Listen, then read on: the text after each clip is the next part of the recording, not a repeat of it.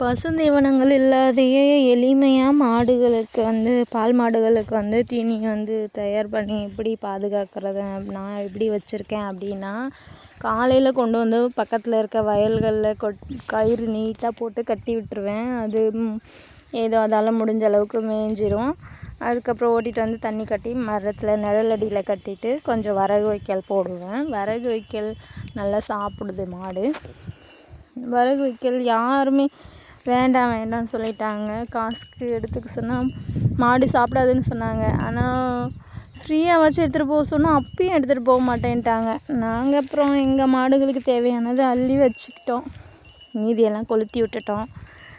அழகாக மாடுங்கள்லாம் சாப்பிட்டுச்சு. மாடுகளுக்கு நல்ல சத்து. மாடு வரகு வைக்கல் சாப்பிட்டு நல்ல பால் கறந்தது. அதுக்கப்புறம் ஈவினிங் டைமில் நெல் வைக்கல் போடுவோம். நெல் வைக்கல் போட்டு அதோட கதையை முடிச்சு விட்டுருவோம். அன்னைக்கு பொழுது அவ்வளோதான். மறுநாள் அதே வயலில் கட்டி மதியம் வரகு வைக்கல் போட்டு நைட்டு நெல் வைக்கல். அவ்வளோதான்.